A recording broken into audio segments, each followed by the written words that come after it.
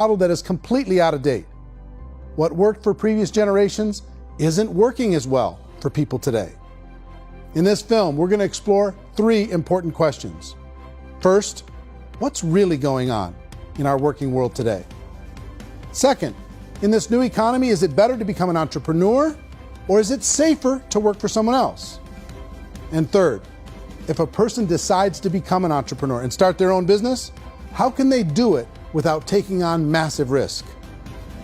To help in this journey, I've brought together some of the greatest experts and thought leaders in the field of entrepreneurship to share the real facts with you. My intention is to give you new information that will allow you to make choices that are not limited by an old, outdated model. Let's start by understanding what's going on in our working world today.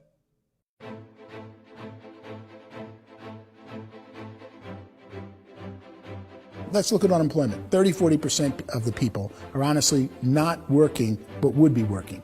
What our government does is if you haven't found a job in 6 months, we don't call you unemployed. We pretend you dropped out of the labor force. I've often said that unemployment, particularly structural unemployment, that's unemployment due to technological changes, is the first sign of economic growth.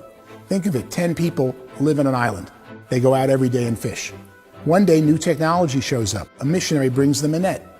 Now, using the net, one pilots the boat, one throws the net. 2 fishermen can do all the work 10 used to. That's a 500% increase in productivity, 2 doing the work of 10, in one day. You don't have to learn a lot to learn how to throw a net instead of throw a fishing line. The island's got a big problem, 80% unemployment. But the island still has all the wealth of the fish because the 2 people produce as much fish as 10 did. Now, of course, looking back in history, these changes used to take thousands of years. And during that time, we went into farming and transportation. Some of us became doctors and some teachers and lawyers, and we developed all these new professions and new manufacturing jobs. Today, these changes are occurring literally in one day when a new technological advance occurs, and we don't have the social structures to deal with it or to retrain the unemployed people. So one of the things that I think is interesting as I travel across the country and really travel around the world is the way that we work and the way we get paid for work is changing pretty dramatically. On a global basis, everything is being turned upside down because of the rapidly advancing technologies. They are eliminating many jobs, and we have been left with many people not prepared for the jobs that exist. A lot of demand in public companies was to squeeze out all the fat and to get just as much margin as we possibly could, and fat equals humans. So this idea of job security in information age is so obsolete, but it's still taught inside our school system, and that's where the problem starts. There's no financial education in the school system, and people are still trained to be employees who work for that paycheck. This is a chart on the middle class. What's happening in the middle class, those that went to school, their incomes have been coming down for years. And parents still say to their kids, go to school, get a job. Now what happens to all those middle class people who are dropping off the ends of the chart? Well, they become what's called working poor. And this is what happens to working poor. But they say poverty is ending. Well, poverty may be ending, but working poverty is going up. And this is food stamp usage. So food stamp usage in America is going through the roof right now, because people cannot earn what they call a living wage. Most people have experienced financial pressures that I think are probably greater than they have been in the past. If you're not working for yourself, then it's going to be a pretty hard road for a lot of people. Today, if you're going to control your future, the 40-40 plan is gone, where you can graduate from college and get a job and work for 40 hours a week for 40 years. That day is gone. So some of these charts actually tell you what's going on. And this is a really interesting one, you know. People are going back to school because if I go back to school, I'll get a nice job. But this is what's happening to, it's called Sallie Mae, which is the student loan guys. Student loan is going through the roof. It's now over $1 trillion, and student loan debt is worse than credit card debt. So when people stopped using credit card, the government got people into student loan debt. And the problem with student loan debt is you can never be forgiven. See, with credit card debt, you can declare bankruptcy and all's forgiven. But student loan debt, you can declare bankruptcy, you still owe it. It's the worst of all debt. But this is the next picture. Look at this chart here. This is what's happening to wages of college graduates. It's going down. So you go to college, you rack up all this debt, but you earn less money. Now, that's not that intelligent. Average person who's been working a lifetime in America today is ending their lifetime at 65 with about $41,000 in assets. They earned just enough to survive. I think in the United States we have something like 17 trillion in debt. That's just the federal government debt. We got another 2 in municipal and in other, let's call it almost 20 trillion government. We've got 40 trillion in private debt. That comes up to close to 60 trillion. When you then add something we never had before, what you were talking about, when we look at the unfunded portion of Social Security and primarily Medicare, Medicaid, that at the most conservative estimates from outside firms, Kleiner Perkins, 67 trillion and growing. That's more than all our other debt. There's less conservative estimates that say it's 84 trillion or higher. I added up conservatively $127 trillion in total debt. Debt is a financial drug. When you take it to excess, it's like taking a drug. Yeah, it makes you feel better, it enhances your performance, but at a huge cost, eventually it kills you. And so that's what happens. We keep doing more and more debt, and you get less and less results, just like a drug, until the debt gets so high that it crushes the whole system. That's where we're at, 8.2 times GDP. You know who I feel sorry for?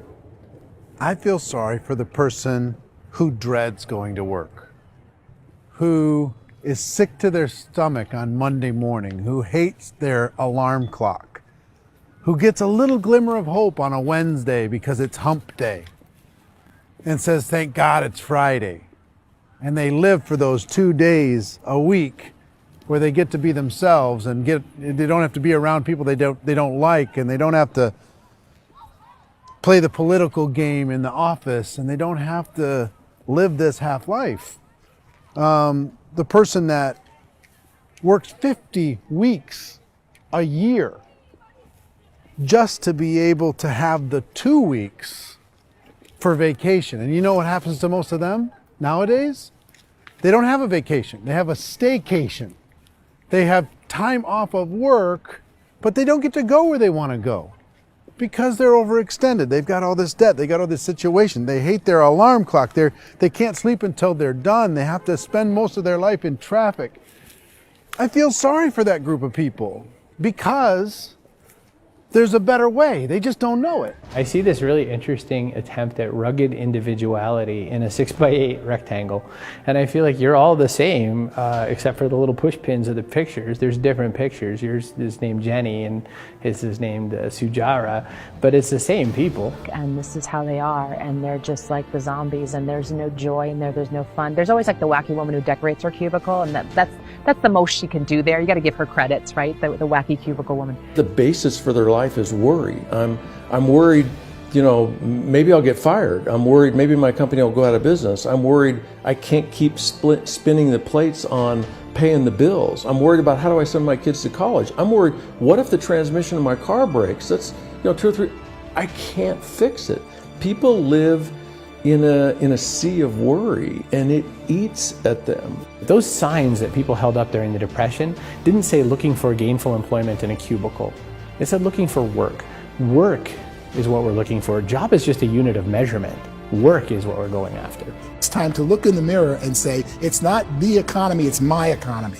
It's my little world of where I am. I need to improve. I'm not going to wait for the economy to come back, because frankly, the economy is doing great in this country.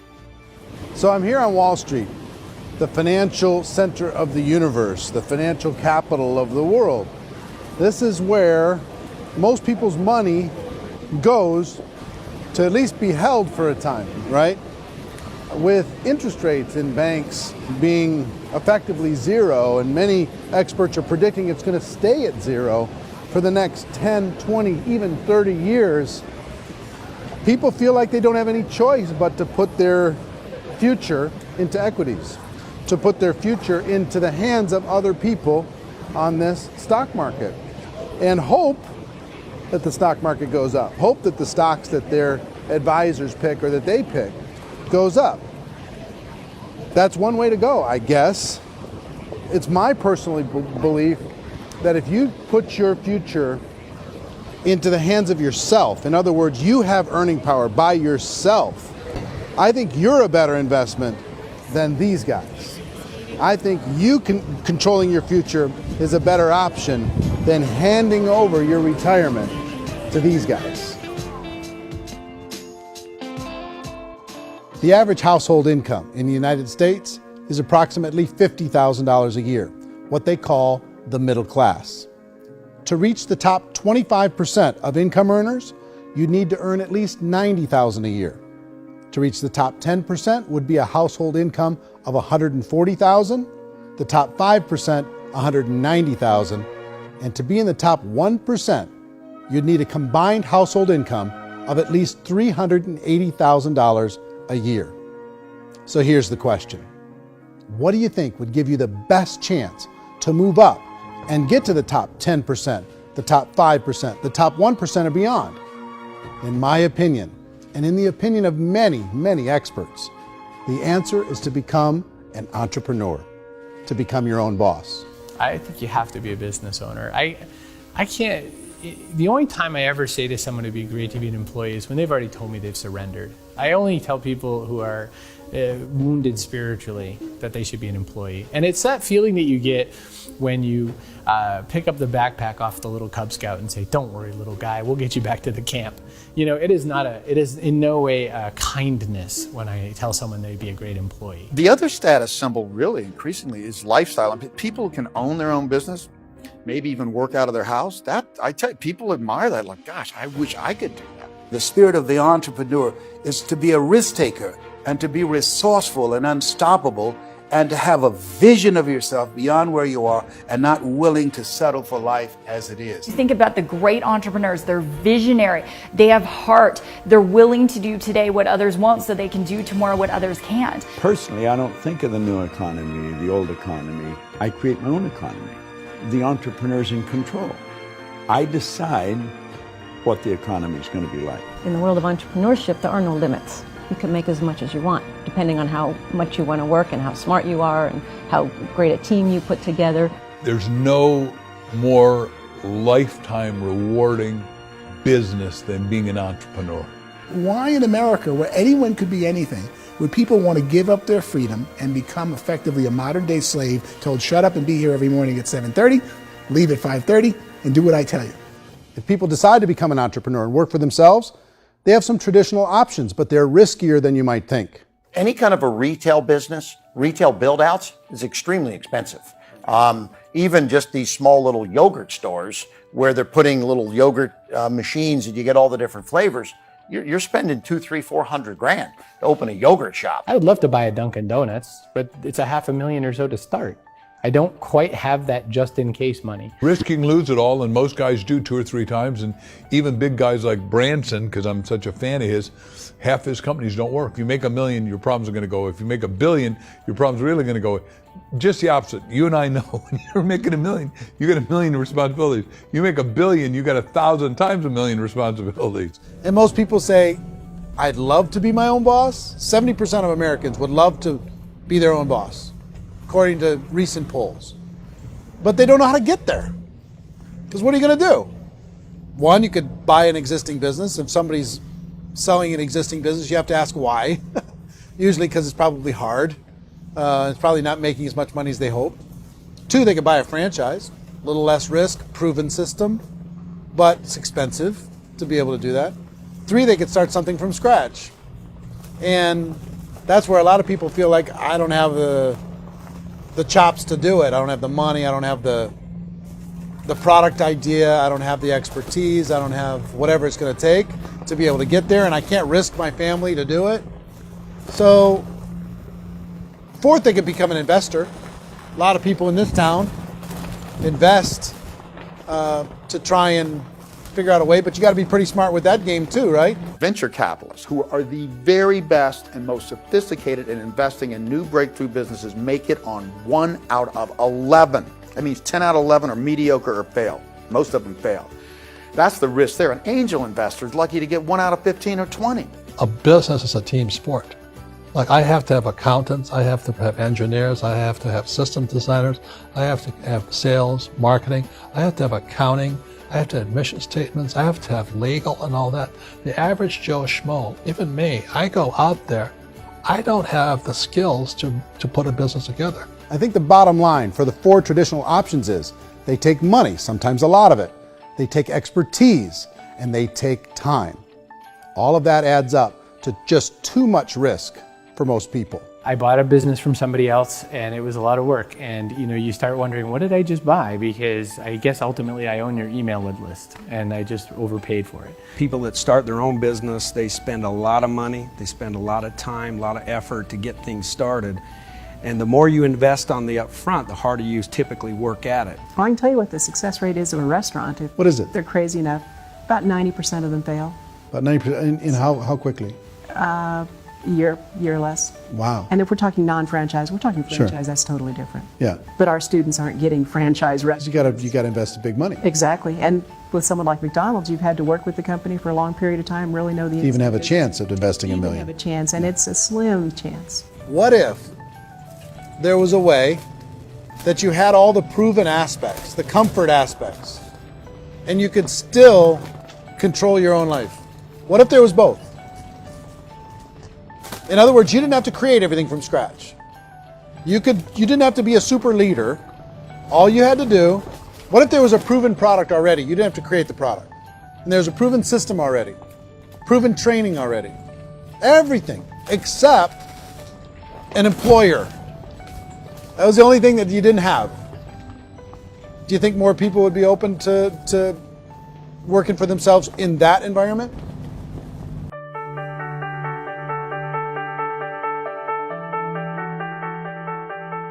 In our search for a better way to make a living, we've come to the conclusion that becoming an entrepreneur is actually safer than being an employee. And through our look at the entrepreneurial options, one particular path kept coming up from expert after expert.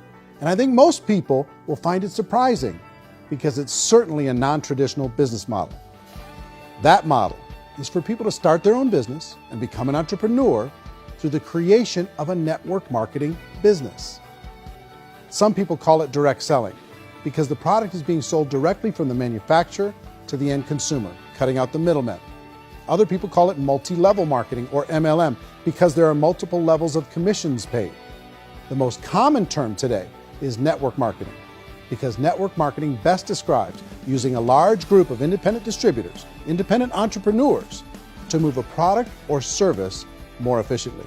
So my friend here, Donald Trump, and I, we always write about the network marketing industry. And the reason we support the network marketing industry is because it really is a business school for entrepreneurs.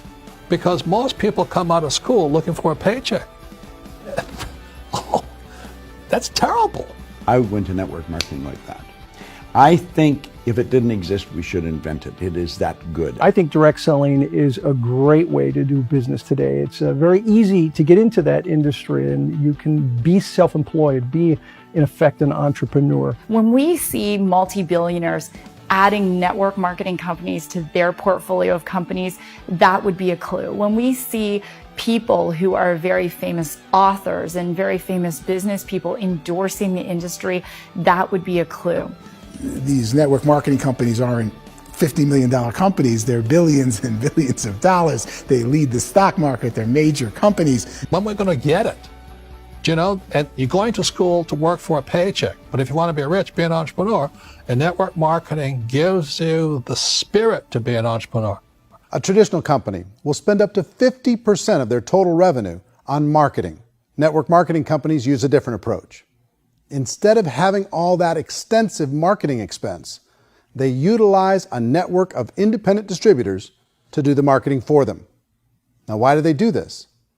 First, because word-of-mouth advertising is so much more effective today than traditional media advertising. Second, some products need to be explained or demonstrated, and an independent salesperson can do that more effectively than an ad campaign. Third, it's completely efficient. The company only pays for the marketing of their product if a sale happens and not before. Imagine if Amazon allowed you to become an independent distributor and paid out 40% of its revenue to that distributor group.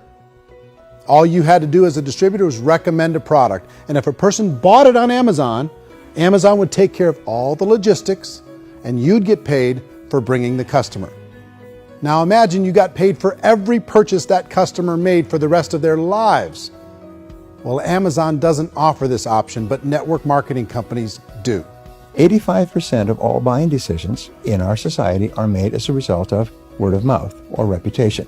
We're recommending things to each other all the time. You know, who's your dentist? Who's your doctor? Who's your lawyer? What detergent, are you using? What legal system are you using? What product are you using? We're talking to each other about the things that we love anyway. When you go into a big box retailer, you're lucky if the clerk looks you in the eye, much less gives you any detailed or accurate information about what you're purchasing. So of course, this personal information, this education coming from a friend, a neighbor, a relative, or even a stranger, but one who has experience with the product is extraordinarily valuable. As a matter of fact, network marketing can educate consumers probably better than any other form of marketing. It certainly can do better than advertising, because advertising usually has a certain hype to it and you can only get limited information. So, network marketing trumps advertising. If you were a typical sales company and you wanted to sell $1 million a month worth of product, you might go find 100 superstar salespeople. The quota would be $10,000 a month. So network marketing as a distribution system just flips the numbers. So we use 10,000 happy, raving fans of a particular product, and we don't concern ourselves so much with how much product each one of them individually sells. If they sell just $100 or $200 a month, and there's 10,000 of them, you're selling $1 million to $2 million a month worth of product. And that's the best way I can explain how network marketing works. This is the marketing arm of the company. There's not money being wasted on bricks and mortar. There's not money being wasted on inventory that's sitting stagnant somewhere. There's not of employees standing around that don't have customers. These are people that are going to connect with customers. These companies allow people to become independent distributors for extremely low cost and with no minimum time or sales quota. Essentially, they own their own business and can provide as much or as little sales as they choose. In other words, the distributor gets all the benefits of traditional business ownership without the risk. The advantage of network marketing is the ease of entry, the low risk, and the low startup cost, because almost everything else has very high risk. You can get in for a minimal investment. You're buying into a system that's already been proven, products or services that have been proven to work. The keys to network marketing is providing an opportunity for the masses to get involved, providing an opportunity for the average person who doesn't have the resources to start their own business. All of this so far is fairly straightforward, but network marketing offers another benefit, and it's this benefit that makes it so interesting for entrepreneurs. Network marketing allows a distributor to build their own network of other distributors and then compensates them on the sales created by that entire group. Direct selling is, at its base, very simple. It's the sale of a product or service to an individual on a face-to-face, one-on-one basis, just the way we're talking right now. But there's an important element as well, and that's the offering in conjunction with that sale of product, the offering of an opportunity for someone to make something of themselves. No matter what your social status is, no matter what language that you speak, I mean, look how many unbelievable people are becoming successful that speak every kind of language out there. What an awesome gift to give the world. Instead of having to work your way up in a system and prove that you could be a sales manager, they just decided everybody can be a sales manager. Everybody gets to build a sales team from day one. And so what that brought into the system of growth as a direct selling company is the concept of compounding or geometric progression. Because now you can actually grow a sales force very quickly because everybody is enrolling people in their own sales force. People who are like, oh, this is weird, I'm building a sales team. Or what do you think you do at a regular company? How do you think a regular company works? Network marketing is the only industry that doesn't say your past determines your future. It looks at your past and says, okay, now what can we train you to do so you can have a great future? Every other employer out there wants to exploit you for what you already know, not teach you something new. Network marketing has the potential to save the United States and the world, because it's going to teach people not to be employees, but to be entrepreneurs.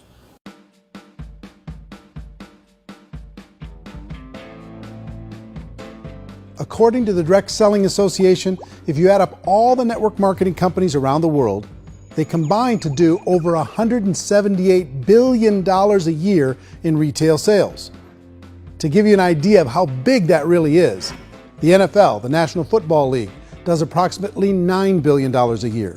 The music industry does a little more than $16 billion a year, and the movie industry does about $80 billion a year. Using a conservative average, network marketing companies pay their distributors about 40% of that $178 billion in the form of commissions, which adds up to more than $71 billion a year. That's almost $6 billion a month. It's almost $200 million in commissions every single day. So it's certainly working, and people are making serious money in network marketing. With the growth of the direct selling industry over the last 10, 15, 20 years, we've seen a broader understanding of the channel. We have seen more and more people getting involved in the business, so our penetration in the marketplace has increased, and thus the understanding in the marketplace of who we are has increased. And we've seen non-direct selling companies look at the direct selling model and say, something's going on there. People are making money, companies are being profitable, individuals are being motivated, product is being delivered to market. Maybe we should explore this. Some people think only the people at the top make money. Well, let's take a look at that as well. In the network marketing profession, there are roughly 500 people in the world who earn over $1 million a year. If you round that number up to $2 million a year, that adds up to about $1 billion a year. That takes the $71 billion paid out each year down to $70 billion. So where does the rest of the money go? The vast majority goes to part-time people making anywhere from a few $100s a month to many thousands of dollars a month. It goes to people who choose to make it a full-time career move and earning even more than that. Every day, people are using the money they earn through network marketing to pay off debt, have more fun, and improve the quality of their lives. Everyone I know in network marketing has been doing that since the 50s.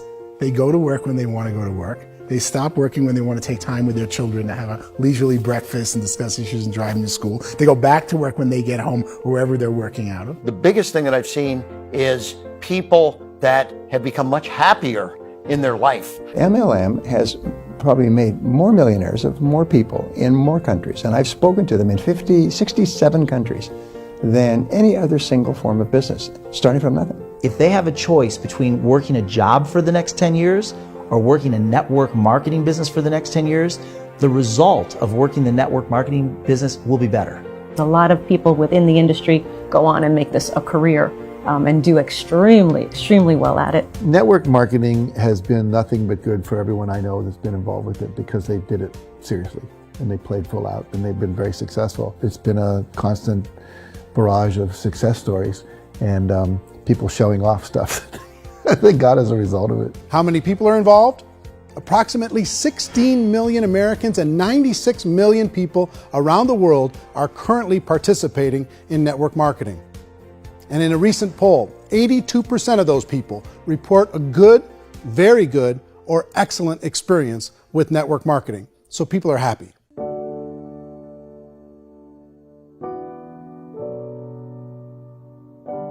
So I've taken a look at the network marketing profession and really tried to understand why so many people are confused as to the validity of this as a business. One is this pyramid shape. People get really messed up with this pyramid. Oh, it's one of those pyramid things. So I just think there are a lot of haters out there who really don't understand the industry and say, oh, it's a get-rich-quick scheme. It's a pyramid. Well, corporate America is a pyramid scheme. You know what I mean? It goes like this. You have thousands of MBAs, let's say working for Ford or General Motors or Coca-Cola. If all these MBAs, they're all trying to get to here, that's a pyramid. Only one guy's going to make it. Every 10 years, one's going to make it. Whereas you look at network marketing, it's like this. So you're here, and your job is to develop other CEOs coming up behind you. So it's an inverse pyramid. In network marketing, it's a very simple concept. If you sell product, you get paid. It is paid based on production. There is no first mover's advantage. There is no investment component where the more somebody spends, the more they're entitled to make. So the two are polar opposites of each other. It doesn't matter what shape the company is or the compensation plan is shaped, whether it's a circle or a pyramid or a triangle or a trapezoid, it doesn't matter. If compensation is coming primarily from recruitment, then you've got a problem.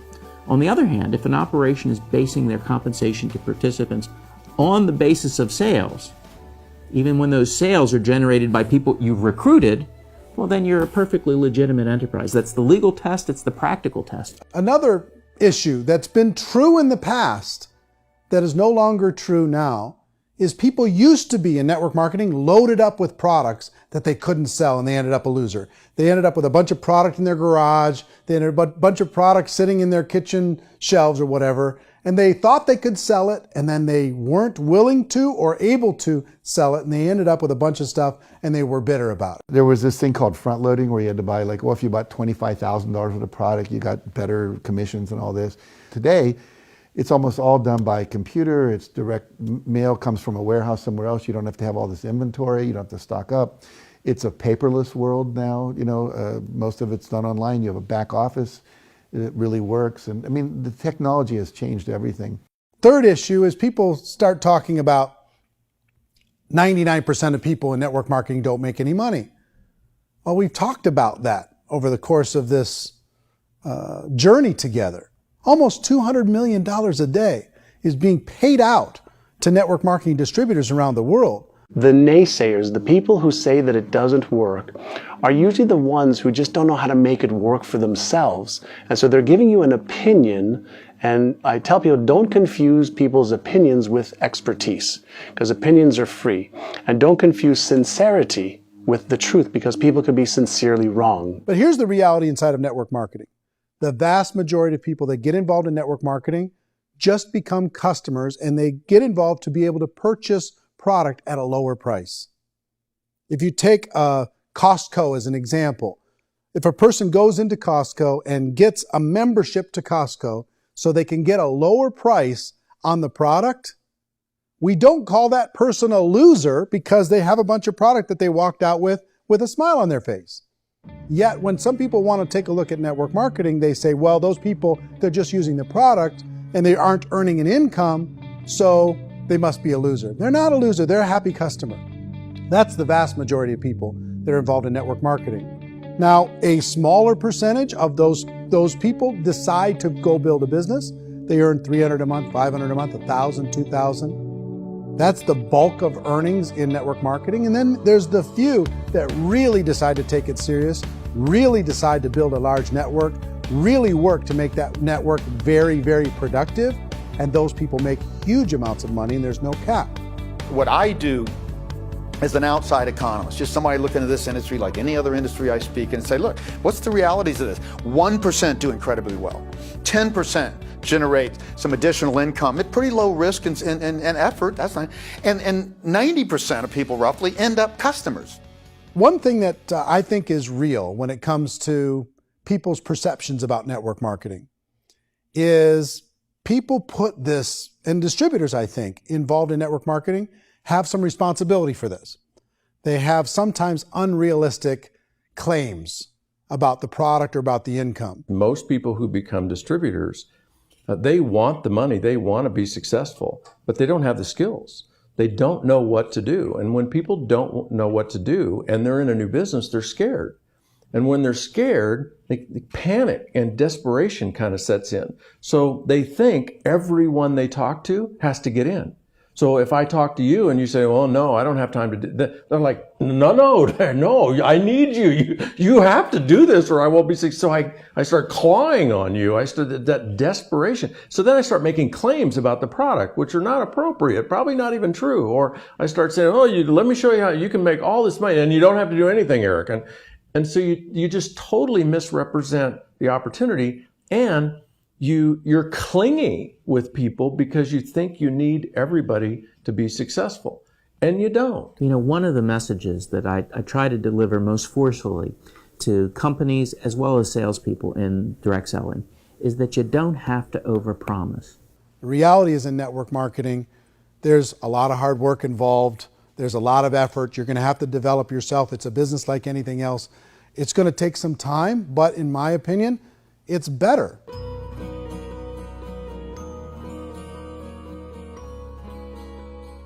It's light years better for people starting today than it was even 5 years ago. I think it's more widely accepted now, and people understand it is a business. It is being an entrepreneur. It is being a business owner. Our belief system is based upon our evaluation of something, and frequently if we reevaluate a situation, our belief about that situation will change. The industry has changed and it's grown up. It's totally transformed. You've got young people today that have grown up with social media, and they understand networks. They understand how people are connected through technology, and they understand how money flows through those networks.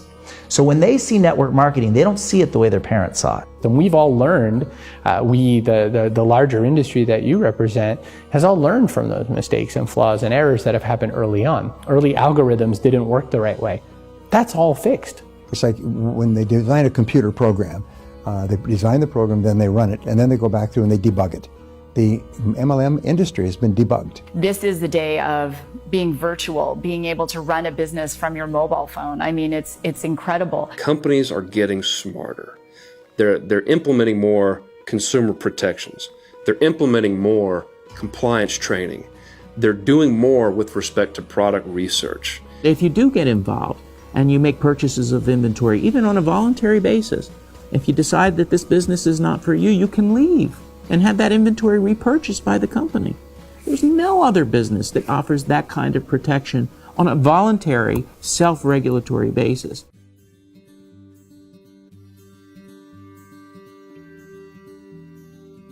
If you decide to look further into a network marketing business in order to generate more cash flow for your family, I would recommend reviewing the following 4 elements. First is the product or service. And on the product or service, I would ask 5 important questions. 1, do you like it? Is it something you would feel comfortable sharing with others? 2, is there a recognized need in the marketplace? It's hard to create a need if one isn't naturally there. 3rd, does the product meet that need? Does it solve a legitimate problem for consumers? And 4th, is it priced to sell? Can it compete in the marketplace? And 5th, is it priced for profit? Is there enough margin for the company and the distributor to be able to generate income for the long term? If you can answer the questions on the product to your satisfaction, the next element to consider is the company itself. Is it well run? Do you believe in the founders or the management team? Do you feel they have what it takes to go all the way? See, it doesn't matter how good the product is if the management can't take care of the company. Good management can change with the times. They can handle adversity. They can make good decisions. Make sure you choose a company that can serve you for a long time. The 3rd element to consider is the compensation plan. And with that, there are 3 important things to look at. First, a brand new person needs to be able to generate some money fairly quickly. It may be an obvious reason, but you can probably imagine the ripple effect of a distributor getting involved and having even a small victory fast. That can only help with the overall success of the organization. Second, a person should be able to develop a moderate part-time income in a reasonable period of time. As they develop their network and as their sales grow, they should be able to enjoy more benefits. And third, for the people who are really serious, for those who decide to really go pro in the network marketing profession, there should be the possibility to make a serious full-time income if they work hard and are committed to developing their skills. If you're comfortable with the product, the company, and the compensation plan, the last thing you should look at is the support that will be made available to you. Does the company have a website? Does it have a solid online reporting tool? Do they have comprehensive training available? Do they host events to help you build your business? If you decide to do this, what kind of a support system can you plug into? Choosing a network marketing company is a personal decision. But evaluating the 4 elements of product, company, compensation plan, and support is a great place to start. Is the company promising that you're going to get rich quick or that you can make a lot of money without a lot of effort? That's a red flag. Is there a product that you really believe in that you think can be sold? Or are you being told by salespeople or the person who's trying to recruit you or by the company itself that don't worry about the product, all you have to do is recruit other people into the business? Red flag, warning sign. If you're hearing that, take a second or even a third look. Get to know the customers, the products, the business, have some success, and see where the opportunities might take you to move up in the organization. You want to find out how concerned are they about my education, my training, and my development? Is there a space for me to grow? Most important question. Learn everything that you can about the product. Make sure it's something that you believe in, and learn everything you can about the industry and work that system. You have to be very passionate about whatever that company is doing. I would get involved. You can always test drive anything, you know, the product, the service, the community, and then lean into it a bit. If it feels good, then lean into it a lot. Behind me is the Lincoln Memorial.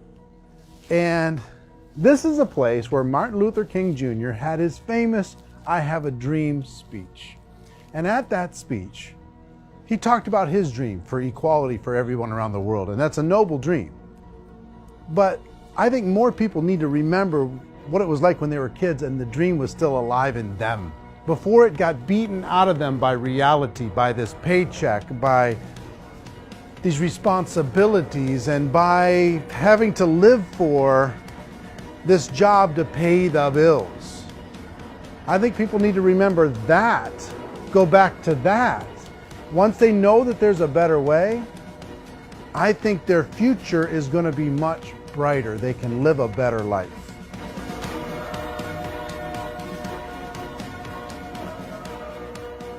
So if you're considering getting involved in a network marketing company, let me offer you just a few pieces of advice. First, network marketing isn't perfect. It's emotional, it's challenging. Like any entrepreneurial venture, it can have its up days and its down days. But if you have an entrepreneurial bone in your body, it's just better. Second, if you're gonna do it, decide to be professional. Decide to go pro. It's better to do that than just be this amateur sticking your toe in the water. Third, as any professional, you're gonna have to learn some new skills. And I promise you, inside of the network marketing profession, they're not too difficult to learn. Fourth, like anything worthwhile, it's gonna take some time. Don't expect that you're gonna get to the finish line right out of the gate. And fifth, it's worth it. It's worth it to be able to take charge of your life again. It's worth it to be able to control your own financial situation. It's worth it for the people you're going to be able to spend time with. It's worth it for the things you're going to be able to see and the experiences you're going to be able to experience. It's worth it for the causes you're going to be able to contribute to, the lives you're going to be able to touch, the customers you're going to be able to help, the friendships you're going to be able to develop. I promise you, it's worth it. Remember, most people are searching for answers just like you are. But I do have to tell you the catch to network marketing. If there is a catch, if you want to understand this from an emotional point of view, people say, well, it sounds too good to be true. It's not, it's hard work. But here's the catch. Most people still don't understand it. So you're going to have to endure the loss of social esteem from ignorant people. The uneducated will think less of you. Now, if you can handle that, you're on your way. If that's going to destroy you, you know what? Entrepreneurship in general probably isn't in your future. If you can face that catch, you can become unstoppable. I want everyone to really contemplate this if they're not in network marketing. You're in a job, you probably have a mortgage, you have rent, you have debt, whatever's going on. You're in a prison. You work just hard enough to keep them from firing you, and they pay you just enough to keep you from quitting. Come on! I've been there, done that, and bought that t-shirt. In network marketing, if you run into failure, it's really just a homework lesson for yourself. There's no one to blame. You really have no excuse not to be successful. You just don't. People don't want to hear that, but there's so much available to you. If you want to be a good network marketer, be a student to the people above you, be a fellow traveler to the people on the same level, and be a teacher to those below, and know when it's appropriate to do which. People who are not afraid of asking people to buy things, or not afraid of persuading people with a chance they may say no, these people own the future. Nothing happens until something moves. So you got to go move, you got to go do something, or nothing's going to change in your life. In the beginning, you're going to do a lot of things that you don't get paid for.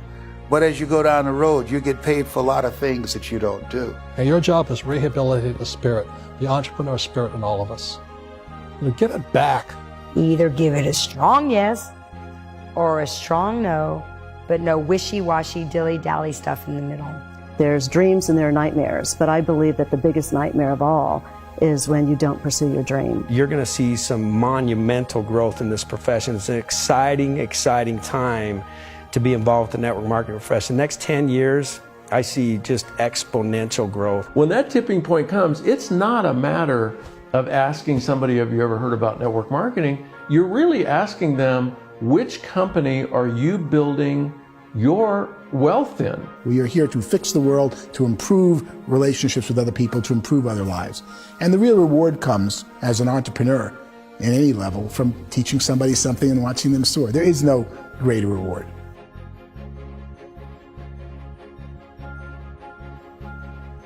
Life's too short to spend it living someone else's dream instead of your own.